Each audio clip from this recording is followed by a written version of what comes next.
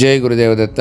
మహాలయ పక్షాల్లో ఏం చెయ్యాలి? ఈ మహాలయ పక్షాలలో మన గతించిన పితృదేవతా గణాలు లేదా మనకు సంబంధించిన 3 తరాల పితృదేవతలు భూమి మీదకి, అందున మనం ఉండే చోటికి, మన ఇంటికి వస్తారని చెప్పి గరుడ పురాణం తెలియజేస్తుంది. ఈ 15 రోజులు గనక మనం శ్రద్ధగా పితృదేవత ఆరాధన గనక చేసుకున్నట్లయితే వాళ్ళు సంప్రీతి చెంది మనకు ఆయురారోగ్యాలు కలిగేలాగా ఆశీర్వదిస్తారని గరుడ పురాణంలో చెప్పబడింది. ఒకవేళ మన గతించిన 3 తరాలకు సంబంధించిన పితృదేవతలు గనక వేరే జన్మ తీసుకుని ఉన్నట్లయితే వారిని తలుచుకుని మనం చేసే ఈ క్రియలన్నీ కూడా పితృదేవతా గణాలైన వసు, రుద్ర, ఆదిత్యులు ఈ 3 కూడా వాళ్ళు ఏ లోకంలో ఉన్నా సరే వాళ్ళకి ఆయా రూపాలలో, ఆయా లోకాలలో వాళ్ళు తినే ఆహారాన్ని అందిస్తారని కూడా గరుడ పురాణం మనకి తెలియజేస్తుంది. కాబట్టి పితృదేవత శాపాల నుంచి బయటపడాలన్నా, పితృ రుణాల నుంచి బయటపడాలన్నా ఈ మహాలయ పక్షాలు ఖచ్చితంగా ప్రతి ఒక్కరూ కూడా ఆచరించాలి.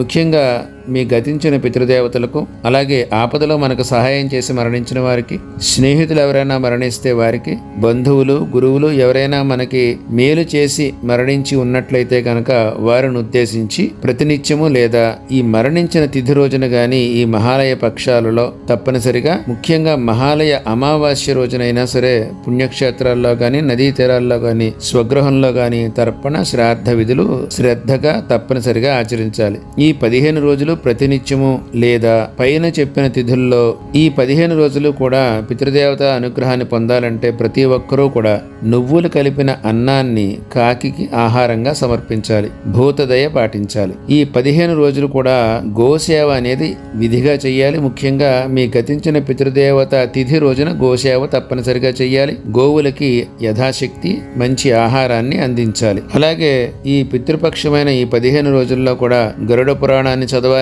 అలాగే గరుడ పురాణాన్ని చదివే వారికి దానం చెయ్యాలి. అలాగే యథాశక్తి బ్రాహ్మణ పూజ, బ్రాహ్మణ భోజనం ఆచరించాలి. ఈ విధంగా చేయడం వల్ల పితృదేవతల యొక్క అనుగ్రహం మనకు కలుగుతుంది. ఒకవేళ ఈ శ్రాద్ధ, తర్పణ, పిండ ప్రదానాది విధులు ఆచరించడానికి మీరు అశక్తులైతే గనక ప్రతినిత్యము కూడా శివలింగం మీద కాసిని నల్ల నువ్వులు వేసి ఓం పితామహేశ్వరాయ నమః అనే నామాన్ని జపం చేసుకోవాలి. లేదా ఆవు పాలలో కాస్త నల్ల నువ్వులు వేసి ఓం పితామహేశ్వరాయ నమః అనే మంత్రంతో మీరు ఈశ్వరుడిని అర్చించినట్లయితే సకల పితృదేవతా గణాలందరూ కూడా సంప్రీతి చెందుతారు. ఈ పితామహేశ్వర శివలింగం అనేది మనకి కాశీలోని మణికర్ణికా ఘాటు దగ్గర ఉంది. ఈయన్ని గనక పూజిస్తే సకల పితృదేవతా గణాలని పూజించినట్లు అవుతుందని చెప్పి మనకి పురాణాల్లో తెలియజేయబడింది. జై గురుదేవదత్త.